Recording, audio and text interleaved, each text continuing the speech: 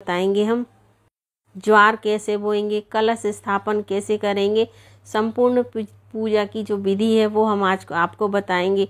तो चलिए शुरू करते हैं। सबसे पहले जिस स्थान पर चौकी लगाना है उस स्थान को गंगा जल से शुद्ध करके इस तरह से साफ कर लेंगे। उसके बाद लाल आसन बिछा लेंगे। लाल रंग माता रानी को बहुत पसंद होता है। उसके बाद चावल का आसन देकर हम माता जी को स्थापित करेंगे।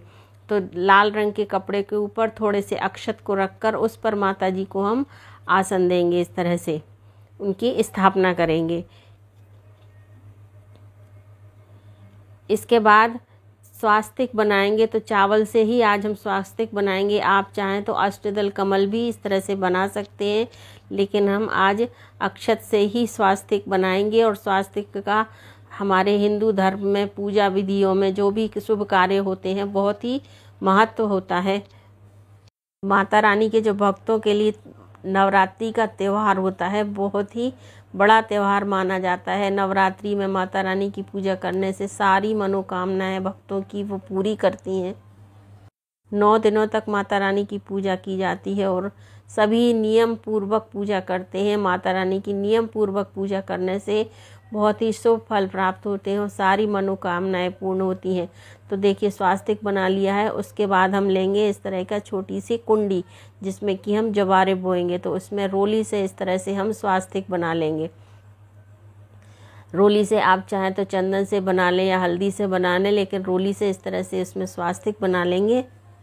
हमने ये मिट्टी का कुंडा लिया है। आप अपने सुविधा के हिसाब से छोटा बड़ा ले सकते हैं। मिट्टी का ना मिले तो पीतल का ले सकते हैं। और उसमें आप इस तरह से स्वास्तिक बनाकर और उसमें ज्वार बो सकते हैं जिसको कि जवारे कहते हैं। तो इस तरह से उसमें स्वास्तिक बना लेंगे। जो भी बर्तन आप लें, परात जैसा कुछ भी, इस तरह से बड़ा बर्तन भी आप ले सकते हैं और इसको इस तरह से स्थापित कर देंगे। इसके बाद इसमें कलावा बांध देंगे। कलावा हम समर्पित कर देंगे इस मिट्टी के कुंडे में जिसमें कि हमें ज्वार बोना है। तो कलावे को इस तरह से इसमें लपेट देंगे। इसके बाद इसमें थोड़े से अक्षत और पुष्प डालेंगे इस तरह से। तो पुष्प और अक्षत थोड़े से इसमें समर्पित करेंगे। इसके बाद इसमें भरेंगे हम मिट्टी। तो मिट्टी अच्छी शुद्ध पवित्र जगह से मिट्टी लीजिए जिसमें कंकड़ पत्थर ना हो। अगर कंकड़ पत्थर हो तो उसको हटा दीजिएगा। बस ये ध्यान रखिए कि अच्छी किसी साफ शुद्ध जगह से हम मिट्टी लें। तो मिट्टी को इस कुंडे में हम इस तरह से भर देंगे इस तरह से, ताकि इसमें जो हम जवारे बोएं वो भी निकल आए अच्छे से। तो जवारे बोने के लिए या तो आप रात को मिट्टी पानी में जवारे को जो दाने होते हैं उनको भिगो दें तो बहुत अच्छी तरह से ये आसानी रहती है इनको उगने में इस तरह से। इसके बाद लेंगे हम कलश। तो कलश आप मिट्टी का ले सकते हैं, मिट्टी का ना मिले तो पीतल का, तांबे का कोई भी ले सकते हैं। इसके बाद इसमें इस तरह से कलावे को लपेट देंगे। कलावा इसमें बांध देंगे। जिस भी चीज़ का यूज करें उसमें कलावा ज़रूर बांधें, चाहे मिट्टी का हो चाहे पीतल का। कलावा बांधने के बाद इसमें बनाएंगे हम स्वास्तिक। तो रोली से बना सकते हैं आप या चंदन से, जिससे भी आप बनाना चाहें। तो इस तरह से इसमें स्वास्तिक बनाएं। स्वास्तिक सबसे पहले बनाया जाता है। हिंदू धर्म का पवित्र चिन्ह माना जाता है स्वास्तिक। बिना स्वास्तिक बनाए किसी भी शुभ पूजा की या शुभ काम की शुरुआत हमारे यहाँ नहीं होती। तो इस तरह से देखिए स्वास्तिक बना दें और संपूर्ण स्वास्तिक बनाएं, अधूरा स्वास्तिक कभी ना बनाएं। इसके बाद आम के पत्ते लेंगे। तो आम के पत्ते हमने 9 पत्ते लिए हैं। नवरात्रि में 9 का विशेष महत्व होता है, इसलिए 9 पत्तों पे हमने इस तरह से रोली से इसको तिलक कर दिया है और इसको रखेंगे। इसके बाद जो मिट्टी के कुंडे में हमने मिट्टी भरी थी उसमें इस तरह से जवारे को हम बो देंगे इस तरह से, थोड़ी थोड़ी दूरी पर इस तरह से इसको इसमें जवारे बो देंगे। और इसके बाद इसके ऊपर करेंगे हम जल का छिड़काव, ताकि अच्छे से मिट्टी हमारी नम हो जाए और नमी बनी रहे। नमी के कारण अच्छे से जो हमारे जो जवारे हैं बहुत अच्छे उठेंगे। तो बस इसके बाद जो कलश है उसको स्थापित कर देंगे हम इस मिट्टी के बीचों बीच इस तरह से। तो साइड से हमारे जवारे निकलेंगे और बीच में हमारा ये इस तरह से कलश रहेगा। इसके बाद जल से इसको पूरा भर देंगे हम कलश को, शुद्ध जल में इसमें गंगा जल मिला के और इसको अच्छे से हम भर देंगे। इसके बाद इसमें हम डालेंगे 5 चीज़ें, जिसमें सिक्का है, सुपारी है, साबुत हल्दी है, रोली है, अक्षत है, तो ये 5 चीज़ें डालकर हम कलश को पूर्ण करेंगे और इसके बाद इसमें लगाएंगे जो हमने आम के पत्ते को रखे थे वो।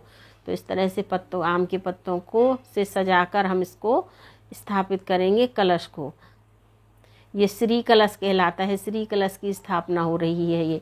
इसके बाद एक प्लेट में हम अच्छे से चावलों को भर लेंगे। इस तरह से ध्यान रहे कि चावल टूटे हुए नहीं होना चाहिए, और इस प्लेट को इस कलश के ऊपर हम स्थापित करेंगे इस तरह से। तो इस तरह से श्री कलश की स्थापना की जाती है, जो 9 दिनों तक स्थापित रहती है और इसकी हम पूजा करते हैं। इसके लिए हम इसमें श्रीफल की स्थापना करेंगे। तो इस तरह से श्रीफल लें, सूखा हुआ श्रीफल गोले वाला जो अंदर रहता है ना अंदर, वो लें, या पानी वाला भी ले सकते हैं आप। और इसमें इस तरह से लाल चुन्नी को लपेट दें चारों तरफ से अच्छी तरह से, और इसको इसमें स्थापित करेंगे। स्थापित करते समय इसका मुख अपनी ओर हमें रखना है, इस तरह से लपेटना है और इस तरह से रखना है कि इसका जो मुख है श्रीफल का वो अपनी ओर रहे। जब अपन पूजा करें तो इसका फल अपने ओर आए। तो इस तरह से इसकी स्थापना हम कर देंगे। इसके बाद एक आसन देंगे अक्षत का आसन देकर हम गणेश जी को स्थापित करेंगे। तो पहले पूजा, हमेशा किसी भी पूजा में गणेश जी की पूजा पहले की जाती है, तो इस तरह से उनको हम स्थान देंगे गणेश जी को। इसके बाद हम अखंड ज्योत जलाएंगे। तो अखंड ज्योत जलाने के लिए, अखंड ज्योत के लिए भी हम चावल का आसन देंगे इस तरह से। और अखंड ज्योत के लिए सवा हाथ का जो कलावा होता है उसकी हम बाती इसमें बनाएंगे। सवा हाथ के कलावा ले लेंगे और उसको मोड़कर इसकी हम बाती बनाएंगे, इससे हम अखंड ज्योत जलाएंगे। तो इस तरह से इसको इसमें लगा देंगे और जो हमारी अखंड ज्योत हो जाएगी तैयार।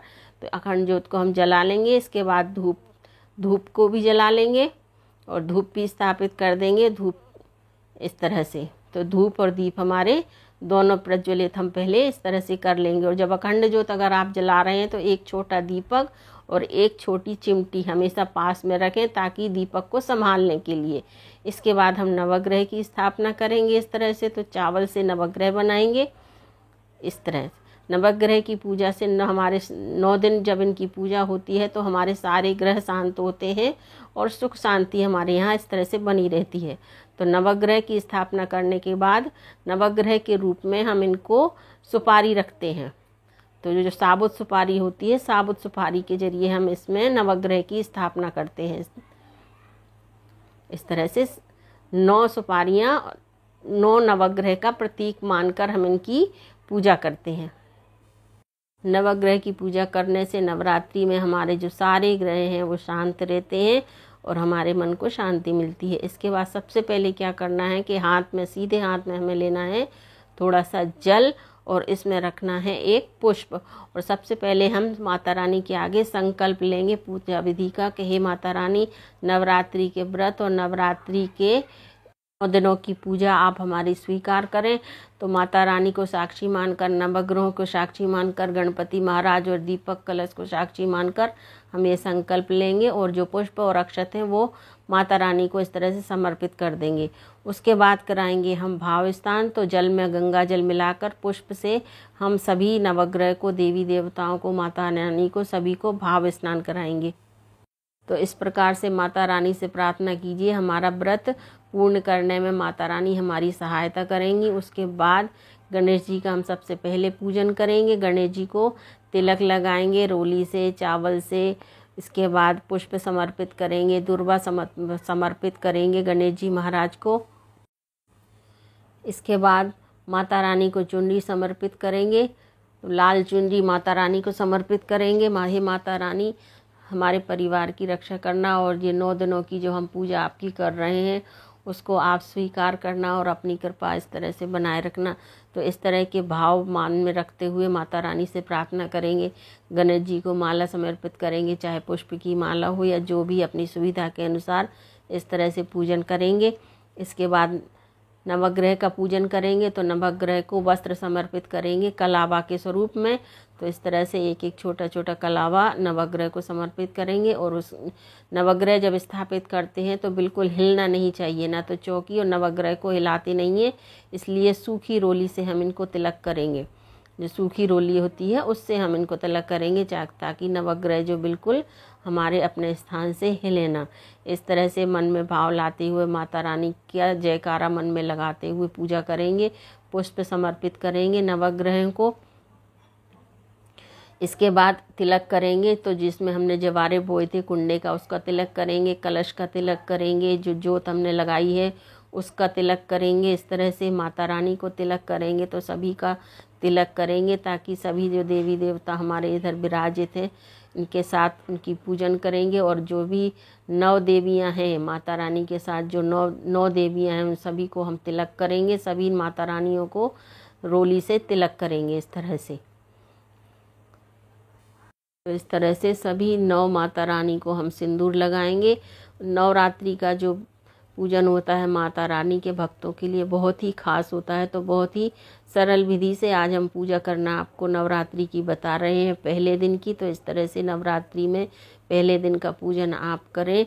माता रानी आप सभी पर इस तरह से कृपा बरसाए रखें। उसके बाद पुष्प समर्पित करेंगे। तो माता रानी को वैसे तो गुड़हल का फूल अगर मिल जाए तो वही समर्पित करें। उसके बाद माता रानी को श्रृंगार समर्पित करेंगे। हल्दी है, मेहंदी है, आलता है, चूड़ियाँ हैं, सारा श्रृंगार का सामान कम से कम 5 श्रृंगार अवश्य समर्पित करें। इसके बाद भोग लगाएंगे। तो सबसे पहले जल का भोग लगाएंगे और दूध से बने हुए चीज़ों या सफ़ेद चीज़ों का भोग हम लगाएंगे। तो नवग्रह को भोग लगाएंगे, माता रानी को भोग लगाएंगे, गणेश जी को भोग लगाएंगे इस तरह से। और उसके बाद माता रानी को बीड़ा समर्पित करेंगे। तो या तो आप पान या फिर लौंग और इलायची भी आप जो भी आपकी सुविधा हो समर्पित करें। फल समर्पित करें इस तरह से। और दक्षिणा अवश्य रखें, किसी भी पूजन में आप दक्षिणा अवश्य रखें तभी उसका फल मिलता है। और उसके बाद आप जो भी जाप करना चाहें, दुर्गा सप्तशती का पाठ करना चाहें या दुर्गा चालीसा का जो भी पाठ करना चाहें आप पाठ कर सकते हैं। इसके बाद हवन करेंगे। तो हवन के लिए सूखी इस तरह से लकड़ियों को लेंगे और उससे हम हवन करेंगे। तो हवन जो प्रज्वलित करेंगे, कपूर से हम हवन को प्रज्वलित करेंगे और भाव से माता रानी का इस तरह से हवन और पूजन हम पहले दिन की नवरात्रि में इस तरह से करेंगे। तो कपूर से हमेशा को कपूर से ही प्रज्वलित करें। तो देसी कपूर हमने लिया है और इस तरह से कपूर को इस तरह से ऊपर रख देंगे और इसको जलाएंगे। तो माता रानी बहुत जल्दी प्रसन्न हो जाती हैं अपने भक्तों से। इस तरह से माता रानी के मंत्रों का जाप करते हुए हवन करेंगे। या देवी सर्वभूतेषु शक्ति रूपेण संस्थिता नमस्तस्यै नमस्तस्यै नमस्तस्यै नमो नमः। या देवी सर्वभूतेषु लक्ष्मी रूपेण संस्थिता नमस्तस्यै नमस्तस्यै नमस्तस्यै नमो नमः। और हवन में गूगल अवश्य डालें, गूगल का हवन अवश्य करें। और इस तरह से माता रानी के जो भी आप मंत्र आहुतियाँ देना चाहें वो उस तरह से आहुतियाँ दें और माता रानी का नाम जाप करते हुए इस तरह से हवन करें। इसके बाद जो भी हम पूजा विधि करते हैं उसके बाद आरती करेंगे। आरती करने के लिए कपूर का यूज करें या फिर दीपक का, आप दीपक से भी, घी के दीपक से भी आरती इस तरह से कर सकते हैं। तो बड़े भाव से आरती पढ़ें, पुस्तक में जो भी आरती हो इस तरह से आरती पढ़ते हुए आप आरती करें इस तरह से। और जल घुमाते हुए इस तरह से आरती दें सभी को इस तरह से। तो इस तरह से आरती कर लें। कथा की पुस्तक में भी आरती लिखी रहती है। इसके बाद जो प्रसाद हमने माता जी को चढ़ाया था उसका थोड़ा सा प्रसाद उठा के इस तरह से अग्नि में समर्पित करेंगे। तो अग्नि के द्वारा हम माता जी को इस तरह से भोग लगाएंगे। जो भी देवताओं को भोग लगता है तो वो अग्नि के माध्यम से ही लगता है। और इस तरह से थोड़ा जल लेकर आचमन करेंगे इस तरह से और माता रानी से प्रार्थना करेंगे। सीधे हाथ में जल लेकर इस तरह से आचमनी कर लें। आचमनी करने से प्रार्थना पूर्ण, पूजा हमारी संपूर्ण हो जाती है। इसके बाद माता रानी से क्षमा मांग लें, प्रार्थना कर लें, हे माता रानी जो कोई भी पूजा में हमसे त्रुटि हुई है उसके लिए आप हमें क्षमा करें। जाने अनजाने में जो भी पूजा में हमसे त्रुटि हो गई हो तो उसके लिए माता जी आप हमें, माँ हे माँ आप हमें क्षमा करें। उसके बाद जो भी आपकी मनोकामना है वो माता रानी से अपनी मनोकामना की प्रार्थना करिएगा। तो इस तरह से पहले दिन की पूजा की विधि हमने आपको बताई। अगर आपको जानकारी पसंद आई तो लाइक कीजिएगा, शेयर कीजिएगा और कमेंट कीजिएगा और चैनल को सब्सक्राइब कीजिएगा। मिलते हैं नेक्स्ट किसी जानकारी में। Thank you.